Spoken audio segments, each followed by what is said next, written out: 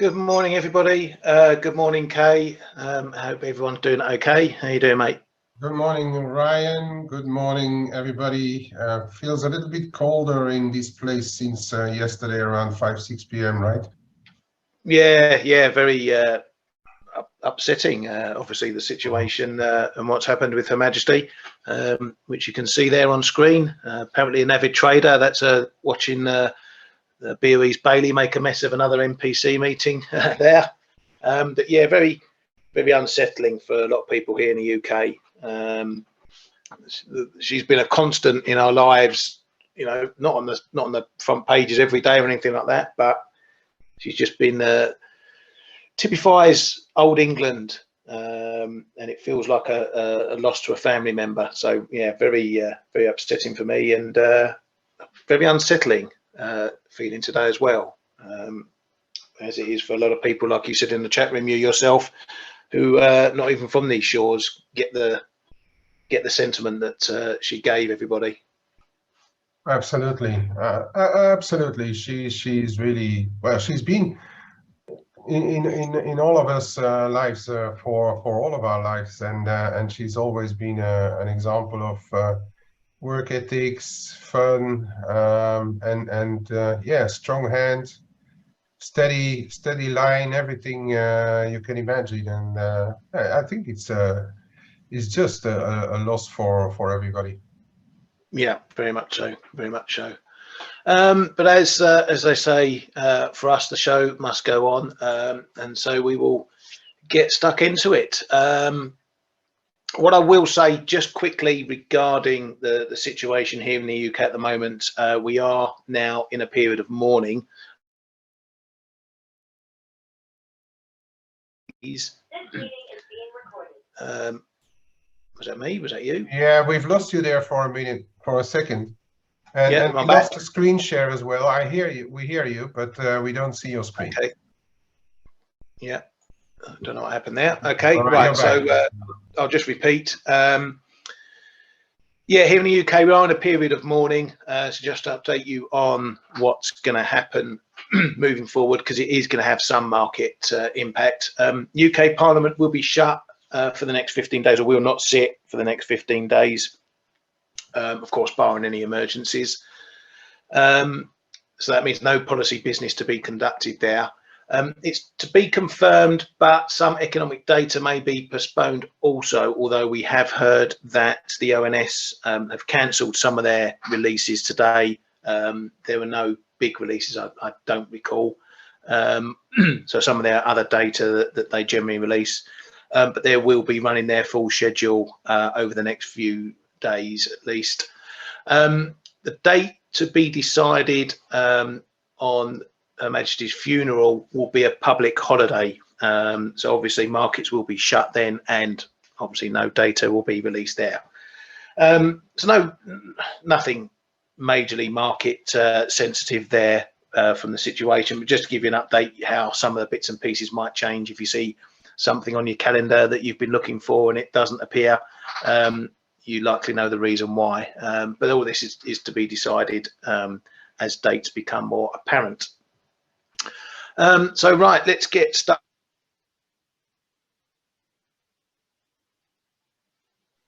We lost your sound again, Ryan. Hello, you got me? You're back. Yeah, cool. Okay, so let's crack into the rest of it. Obviously, the ECB is going to be one of the main talking points today, and it's been an absolute flood of central bank stuff coming out.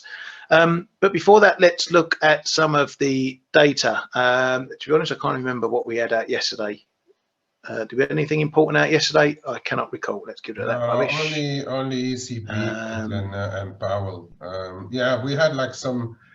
Yeah, the initial jobless claims. I remember looking a bit better. Yeah, it had been slipping a bit of late, but that's now turned around. So we'll see how that carries on for the jobs market. Might mean we've seen a bit of a blip where we saw for several weeks the 4-week average climbing quite a bit. Let's see if we can see that there. Let's look at that. So we saw this period from, pretty much from April, been climbing. Now it's back on the slide again, which is obviously good for the jobs market, lower claims happening there, which potentially pushes Powell's timeline out for seeing a slow in demand in the jobs market out a bit further, because we know, despite what we're seeing from PMIs and the like in some sectors, jobs market is still very, very strong. Even though we saw the unemployment rate rising in the NFP, that was due to the participation rate rising, so bringing more people in, not necessarily because less people are getting jobs.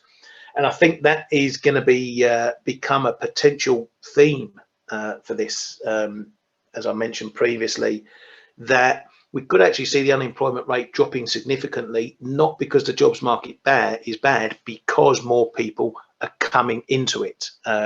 So that isn't quite the effect Powell will be looking for, but whether the Fed would change their plans on that if they see, you know, unemployment maybe up 4%, 5%, 6%, it could be a weird situation where the jobs market is actually still looking strong, but they change policy because of the unemployment rate. But that's all to be come out in a wash over the months ahead. As for the rest, yeah, we had Powell out pretty much in the middle of Lagarde. Not really anything massively, no game-changing comments there. You know, keeping to their path and whatnot. I know you were watching this while I was busy picking the bones out of Lagarde. Did you get anything from Powell that changes the situation, Kay? He hasn't changed. He hasn't changed a word. He's just continuing. And as you say, I mean, they're watching the dual mandate, so they are going to look at price stability, which is not there for now. And it's not because we had one or two lower inflation prints that the job is done. They're willing to slow down the economy to rebalance the whole thing. So and he was pleasantly surprised by the participation rate. So we are going to have to look at both, you know, the participation and the unemployment rate. If the unemployment rate starts to rise, it's not a really good thing, but that's the plan anyway, to rebalance demand. If it comes together with a rising participation rate, they are not going to be worried. So I don't think that we will see any mention of them getting worried about the unemployment rate unless we start to pick up, really percentage points for as long as the participation rate goes up with it. But we'll see how it all develops. He seems to, in a way, paint the Fed in a corner now, because they've all come out saying that we shouldn't expect any rate cuts in 2023. But is he now painting the Fed into the opposite corner, as where before he was too late on inflation? I don't know, remains to be seen, but they seem to be very, very adamant to not start to cut rates before quite a while. Yeah, and I think, you know, even though the Fed may look through a rise in unemployment rate, if it's driven by the participation rate, that may not stop the market. There's still a big element that keeps wanting to trade the Fed pivot, and they're going to push it at every opportunity they get. So for us, that means good opportunity. If those guys want to do something like sell dollar and send yields lower on a rise in unemployment rate that the Fed's going to look forward to, we've got to trade. You know, you fade those lot, as has been the case for the last few months. Excuse me. Right, so looking across into some other data, China inflation a little bit softer year on year, a little bit soft all round on some of the numbers there. The inflation numbers, PPI down also year on year. I still think there's potentially, as I say, for a lot of these numbers and these economies, there is some potential skew still in there from obviously virus reactions and what's going on over there. But the data is the data, and that shows inflation is maybe edging down a bit over there. Looking at some of the other bits, bit of a quiet morning, so nothing really of too much note. We have got Canada jobs later.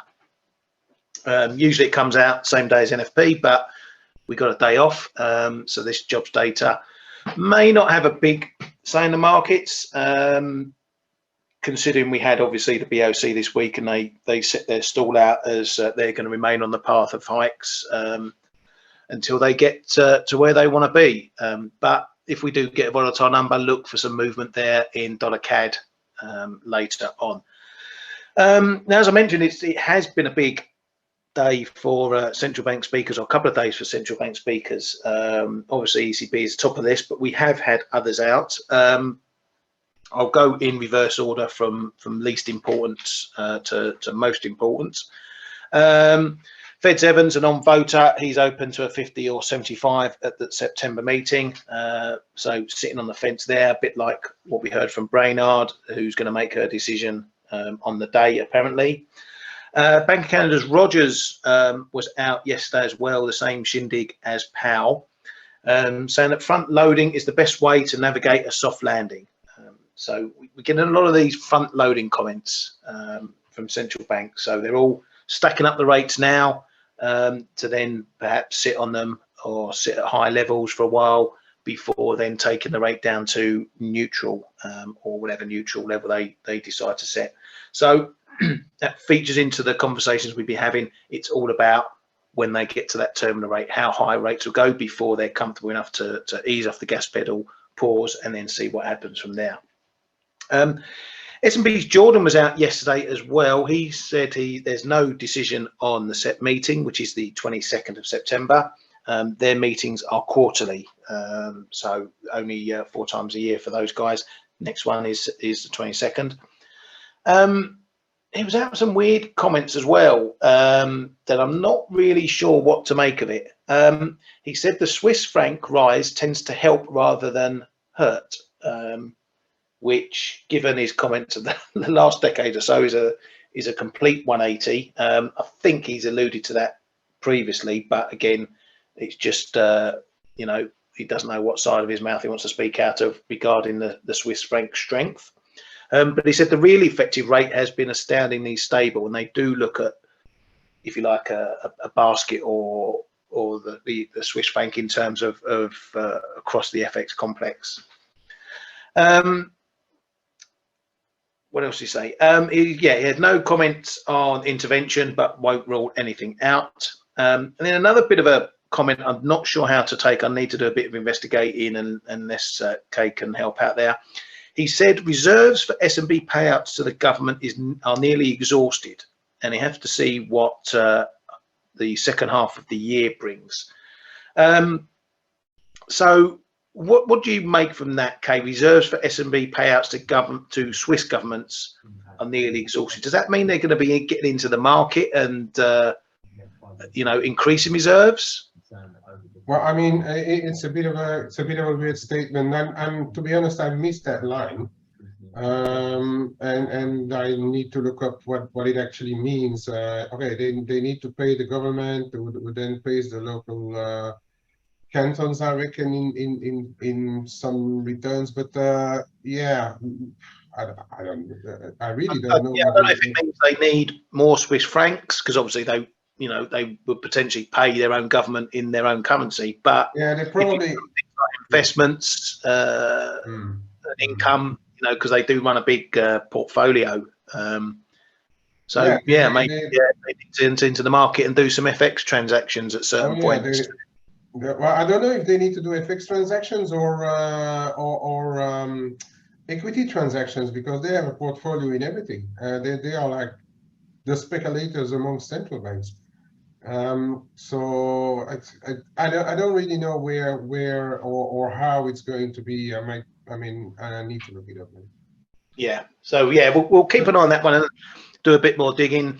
You know, it's only going to be worth something to us and potential FX moves if it's, you know, significant. If they suddenly go and sell, you know, $2 billion worth of US stocks and need to bring that money in, if they need to change it back to francs or whatever they need to do. I think that's what the market understood, because Euro Swiss is a big figure lower this morning. Yeah. So yeah, a strange comment. We'll keep an eye on it, look into it a bit more, and if we get anything, we'll obviously bring it to you. Now over to Japan, and a bit of messing around going on here. Obviously, we've seen dollar yen on the slippity slide. Fairly significant move there, down nearly 2 big figures, or it has been down 2 big figures. Now, there were comments out from all the, let's call them the 3 amigos, from Matsuna, Suzuki, and now Kuroda overnight. And it's the other 2 bods were pretty much the same, watching with a sense of urgency, one-sided moves, blah, blah, blah, blah, blah, ready to act. But Kuroda had a meeting with PM Kishida, and in one of the comments it was reported that he said, where was it? Yeah, a 1 to 2 yen move is a rapid move, or moves of 1 to 2 yen are rapid moves, which puts a number on what they see as excessive volatility, which is what we've been speaking about for weeks and weeks now. Now that hit the market, because 1 to 2 yen, or 1 to 2 big figures, if that's their boundary, that's much smaller than what we anticipate previously. But then that got corrected afterwards to 2 to 3 yen, which is more on what we've been saying. If you see 200 to 300 pip moves in a session, that's when they start to get a bit more interested in how volatile moves are. So as I say, it was reported originally as 1 to 2 yen, 1 to 2 big figures. That's still being bounced around in the market. It's obviously had effect in dollar yen particularly, but that comment wasn't correct. It was 2 to 3 yen, which, as I say, is pretty much as what we know as the guidelines for when they get their ears up, if you like. So that needs to also be monitored.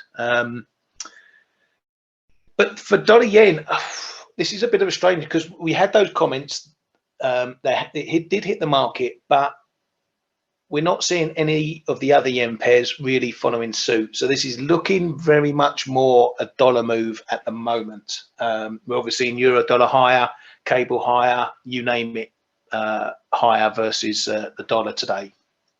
So it's a bit of a twofold thing in here, but yen crosses, and they may just be held up by the majors this time rather than leading. We are down, but as you can see, not to the same scale as dollar yen perhaps. You look across the board there, we're not off hugely compared to dollar yen. So it's while we do have these comments, today's looking a bit more USD led than anything else.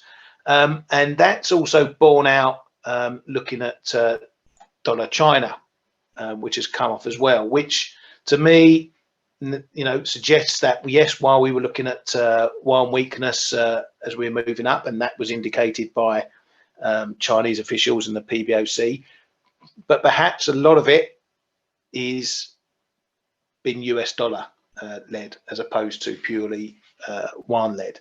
I mean, overall, my thoughts just looking at markets today, it's a bit of a washing machine. I mean, we're seeing dollar yen off, but we've seen yields still pretty elevated. They were up, still running up into the 3.3s earlier today. So we're getting a bit of opposing moves, correlations a bit breaking down just for today. I think with the ECB, and I mentioned this yesterday on a post on the live blog and in the chat room, although the ECB are behind the curve, they're behind in the policy response, you can't underestimate their size as being a huge central bank. So even if we think that they're not doing as much as they should, just playing catch up behind the curve, whatever you like, still when they make a move, it's going to have an effect. It's going to close the gap with some of the smaller central banks, and the ECB is going to overweigh those types of currencies. So I used a example this morning. We know the RBNZ is potentially going to pause or stop hikes after the next 2. Well, that means if the ECB are now going to keep going into the end of the year and beyond, that gap is going to close in terms of monetary policy divergence.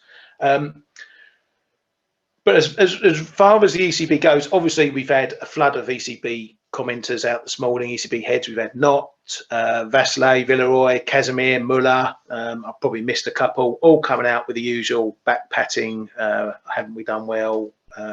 We're sending forceful signals, etc., to the market. So we are seeing a bit of a washing machine move regarding the euro and what's going on this morning. But overall, I come back to the old saying, are we going to break any new ground? Are we going to go anywhere new in euro dollar? You know, we're probably going to see 99 firm up pretty much now. Again, a support. We tried the tests, couldn't do it, couldn't hold a break. You know, no one should be under any surprises that we saw some sort of bounce. But what can it do from here? You know, at the moment, it can't even hold its head above 101. So if we're going to go somewhere, if something has really changed, then the price is going to move somewhere. Can it break out of the old ranges? Obviously, the big target for me and for a lot of people is this 103.40.60 area. But for now, as I say, I think what we're seeing today is a bit of washing machine repositioning. You know, we've had the ECB, we've got over that risk hump, we've got the Fed next, just a bit of jockeying around. But are we going to go anywhere new? The price will tell us so. Kay, what are your thoughts on the ECB and everything that's come out? Yeah, I think the market was expecting it. The thing that the market may not have expected straight away was that she talked about 2 to 4 meetings more of hikes. Now we don't know how much those hikes will be. Everybody is speculating that the hikes will be, they could do again 75 or go 50s or things like that. But really what's happened yesterday is really the dollar correcting, right? We were on important levels the prior day. The first one was dollar yen stopping at 145. Then we had Aussie at 67. We had the cable on the 2020 low at 114, the euro dollar at 99. And we can go on, we can name a few more, and it's just a dollar correction, this one. Whether it's going to continue, I guess yields are telling us. I could see it come, although I've not been really short too many dollars. I was short dollar yen and long euro dollar at one stage, but I haven't ridden the whole ride. But yeah, fundamentally, I don't see much of a change yet. What's interesting, though, regarding the euro, for instance, is that there were all those LNG or whatever other ships on the ocean, and people see that there's a little bit of a light at the end of the tunnel. So we may be in for a period. I think, if anything, I'd say euro still has a chance to do relatively well cross-side, but against the dollar, I would say we're in a range. Same thing on the yen. The move down from 145. Obviously, there was a lot of jawboning, and there was a lot of room to correct as well on the dollar yen. Down to where it's going to go, why not revisit the 140 if we have further to go? But it also may already be enough here because yields are starting to hold up. And let's not forget, Bank of Japan is still having their YCC in place. And the rest of the yields, if you look around the globe, euro, sterling, whatever yields, they're all ramping higher. So I'm not sure whether the yen strength is viable on through the crosses. One thing that I've read this morning, there was an interesting article out of Reuters saying that some of the bigger funds are now starting to think Bank of Japan may be very close to a change in, or at least in wording or guidance, if not policy, because of the FX moves and because of the pressure that they have from the cabinet and from the MOF. And as we have already been saying as well, that Keidan Ren, that was a bit of an alarm going off when the biggest Japanese business lobby is starting to pressurize the government. And as a matter of fact, Kuroda may have said stuff, but I think the important thing there was that he was visiting the Prime Minister. He wasn't just in a meeting with the MOF and the FSA. He was in the Prime Minister's office last night. So that may be keeping the yen traders on their toes right now, and I've seen people now starting to get long yen. And I'm not only talking about our retail traders community. I'm talking about the people with the cash, and they are saying they are starting to look for a reversal at some point in the yen. Would it be only because there's a lot of room and because of the job? Well, if these guys who continually call for the Bank of Japan to change their language, if they do it often enough, one day they may be right. When that will be remains to be seen. But yeah, I mean, going back to the ECB, and one of the key comments from the guard was that on the path of hikes. Now, she said there's likely to be fewer, I can't remember the exact comment, likely to be fewer than 5 more hikes, or hikes at the next 5 meetings. So we're looking at maybe 3 or 4 more hikes to come. So that can, in a sense, give us an idea of the numbers, what the ECB rates are going to get to potentially before they start pausing. So she actually said we will probably hike at less than 5 more meetings. But I think she said more than the next 2 or something like that, she said. So I did a little bit of maths on it. And at the top end, if they go 3 more 75s, that's going to put them at 4.25 for the main rate, 3% for the deposit rate, if they don't keep them in line. If they go 4, it's going to put the rate at 4.25. Now that's just on if they go 75s all the way. So at the very top, we've got either sort of 3.5 to 4.25, something like that. Now, are they going to go 75s all the way? It's pretty doubtful, I think. We may get 1 more, I think, and then they might ease it back. Depends on the data, as we know. But from yesterday, pick what the guard said, or what the ECB did. In my opinion, they did the least they should have done, and the least they would have done yesterday. They did the 75. They said they're going to keep hiking, but kept everything else, not dovish, but unhawkish. Let's put it that way. So if we're looking at the top end of 3.5, 4.25%, something like that, that's the real top end. We're probably looking at somewhere around maybe, even 2.5%, 3%, 3.5% as potentially their terminal area. Now, as one of my guys, 5 Magics in our chat room, pointed out, was it the Euribor indications, Kay, that have never gone above 2.5% as where rates might go to. So the ECB could be looking at a bit higher than what a lot of the market has been pricing, but the market is still pretty much saying they're not going to go high at all. Now, if they do settle much lower, that's going to keep the big gap between the Fed and the ECB. What did you make of that comment on the amount of hikes and where rates might go, Kay? All those calculations, I think, are a bit premature.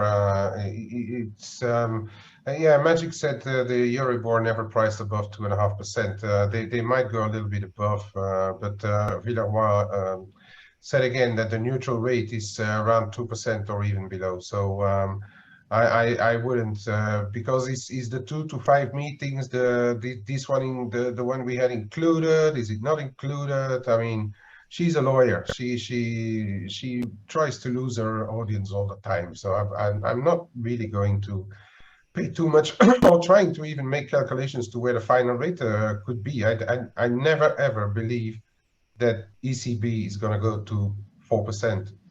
No, probably not even 3.5. And I just can't see it happen. There's too many differences in the countries to reach it there. Yeah, I mean, people are going to be happy now in Europe because they are going to pay some on the reserves. But No, but it's just my personal view. I can't see it happen to go to 3.5–4%. I Yeah. can't, and I might No, be wrong. I Of agree. course, I have been wrong. No, yeah, that's fine. But this is important for us because this is going to affect what the euro does. Because if the market starts thinking rates are going to get up to 3.5–4%, that maybe is going to be more positive because it's going to be a smaller gap with the Fed. That's potentially good support for the euro.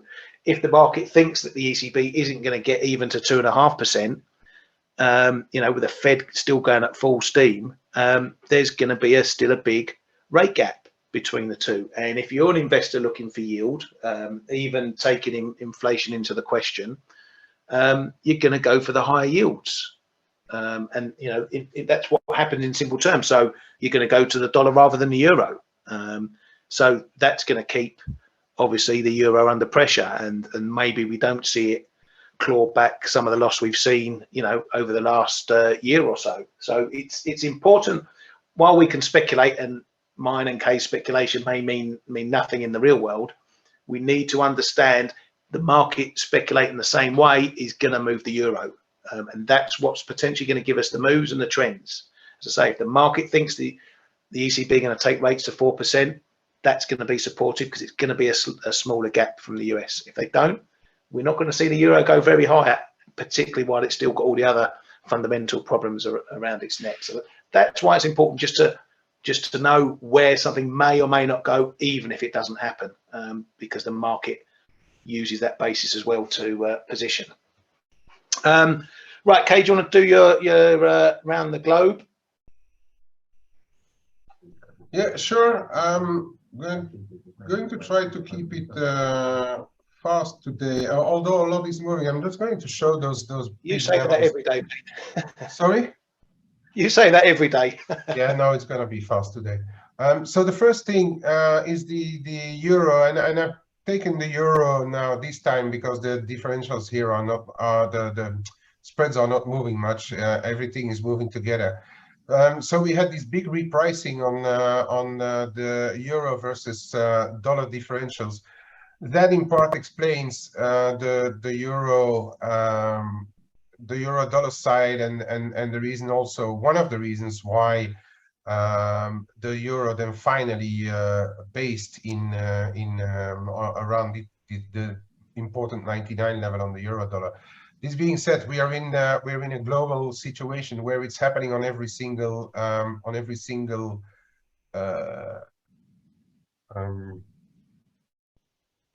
currency versus the US. If you look at the sterling, it's even ramped higher and faster than those euro versus dollar differentials. Part of these, and I wanted to share this the sterling as well. Part of this is due to Liz Truss funding needs, that the gilt yields have been absolutely ramping higher over the past couple of sessions. It's just come off a little bit this morning, but we've seen from August, it started already from when it started actually to become relatively clear that Truss was having the lead over Sunak. This started to ramp higher, and then when she announced her plans, we did another like 25 BP, nearly 25 BP. So all yields are going higher, which explains why, even though the dollar yields are holding up, the dollar is not advancing anymore. And I think the rest is positioning. The rest is we are seeing here as well. Canada yields, Aussie yields, you name it. All the other yields are going higher again, which explains why the dollar is halting or not advancing further right now. So whether it's going to continue, I don't know. As I was saying to just earlier, we've got the bond markets lately have been repricing stuff like weather vanes. So now we are in the repricing of all the central banks catching up on the Federal Reserve. Now, next leg is we are going to see what's going to happen with those interest rate differentials. I'm always keeping a very close eye on them because they are real drivers. And what we can see as well is that we may be a bit surprised to see that euro crosses are not really advancing much. That's because all the other yields are going higher as well. So we are a little bit of a dollar repricing, repositioning, and the rest of the crosses are a bit more difficult to trade. So here the metals, silver, coming into a pretty interesting zone in my opinion. We still haven't changed, but we managed the positions a little bit and see if we can find a bottom in the dollar for a little bit of a retracement.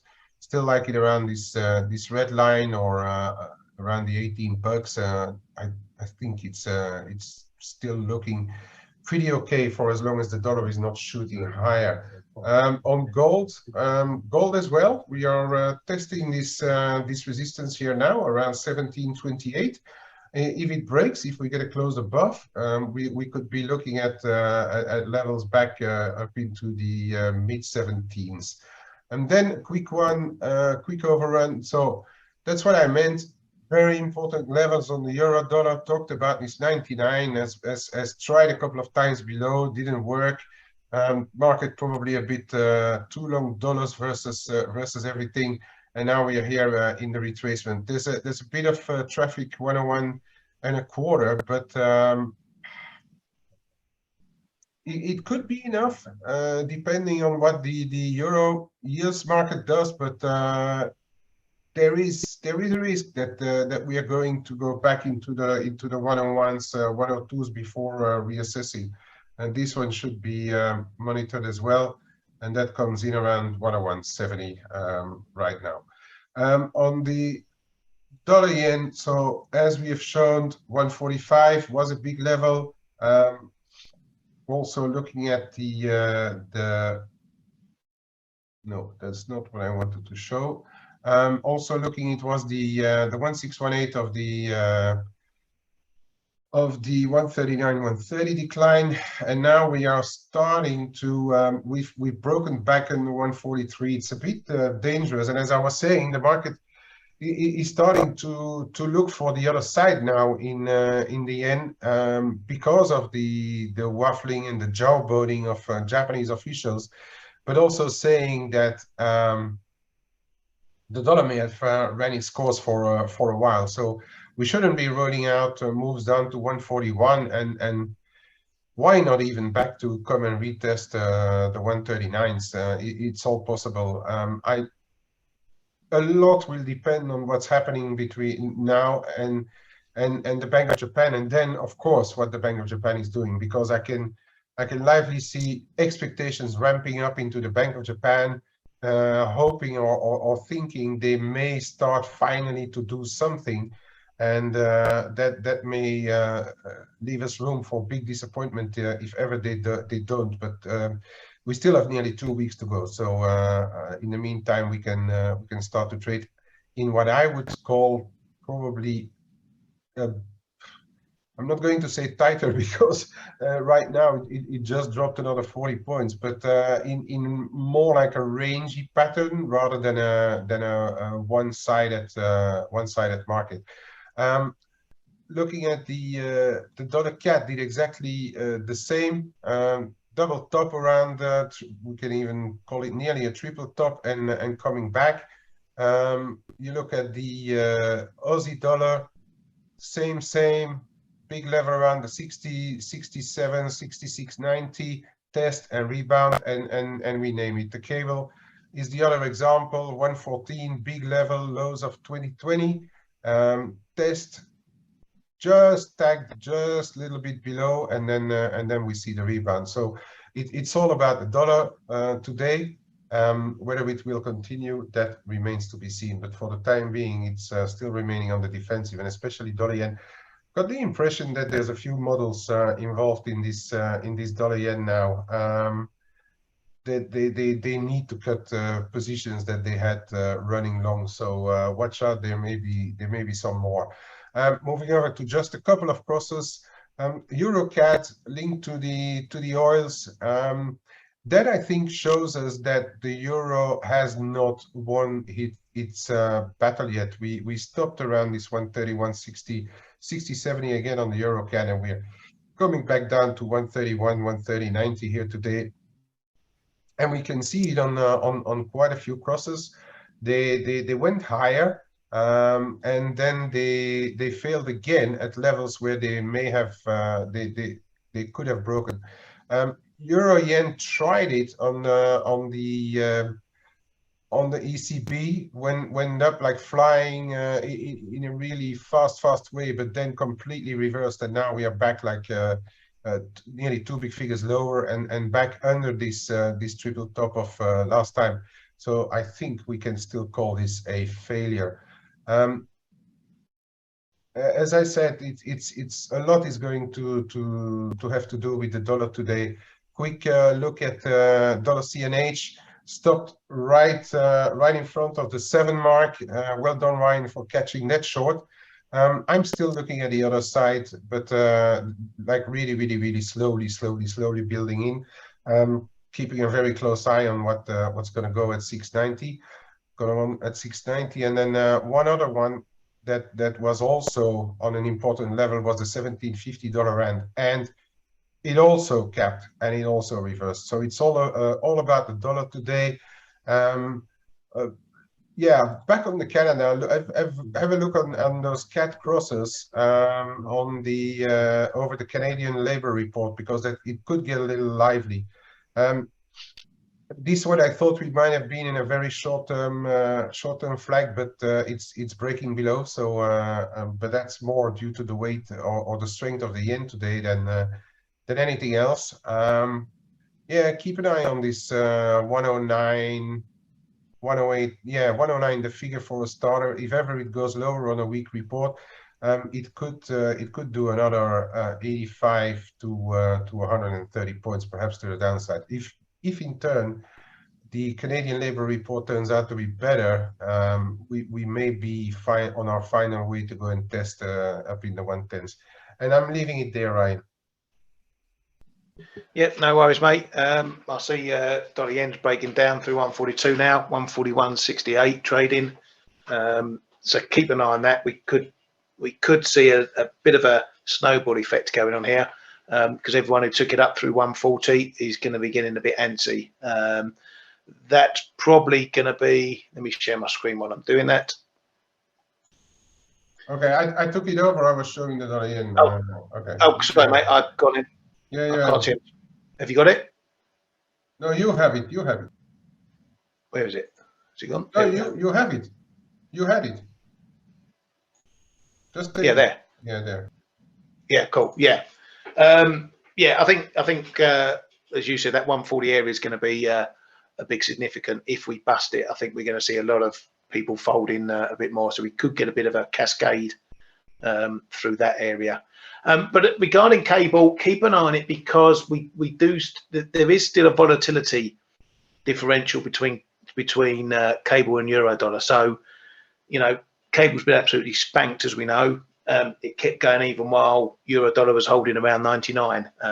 So there is that additional volatility there, that cable could move much higher than euro dollar does. Not because everyone likes the pound all of a sudden, but just on that volatility basis. For that, I'm going to be keeping an eye on euro sterling. After the ECB, I did tap it up here for a short into 87. I didn't want to touch it right close to the ECB, but afterwards there was nothing coming from the guard that had me thinking they're super hawkish, so I got into a short there. Got a bit off yesterday in that initial move down to the here where I've got sorry, in this area, but I'm looking at 50s to try and work a bit more off of that. So that's my position there. The only other trade I've got on is I hit $1 up at the 699.20. I've taken some off down at 692.60 something, Looking for me personally, I'm looking for 691 for another slice. I want to see what happens if we get down to 690. Again, it could be a bit of a do or die level for that one there. Anyway, that's I've got nothing much more to add. It's been a busy week. Lots going on. Yesterday was a bit of a rocker for the old emotions. So I'm going to keep an eye on what's going on here. I think today we just need to see how it comes out, how the wash comes out. As I mentioned, the washing machine effect. I want to say thank you to everyone who gave us some testimonials yesterday. Much appreciated for that. Yeah, Arif, I've just answered you there on the UK thing and trust and whatnot. Yeah, all I can say from here is thank you very much for coming to the Flow Show as ever. I hope you have had a good week so far and continue to have a good day for the rest of the day. If we don't speak to you before, have a fantastic weekend. Stay safe. Look after your loved ones. Thank you to Kate and Stel, who's not here, but I'll wave to him on Skype. Have a great day. Have a great weekend. See you soon. Have a great weekend. Hey traders, this is Blake Morrow with ForexAnalytix. Thanks for stopping by our YouTube channel. Don't forget to like these videos, share them, and subscribe to our channel so you don't miss any of the content that we provide here for free. Thanks for stopping by. I'll see you in the next video.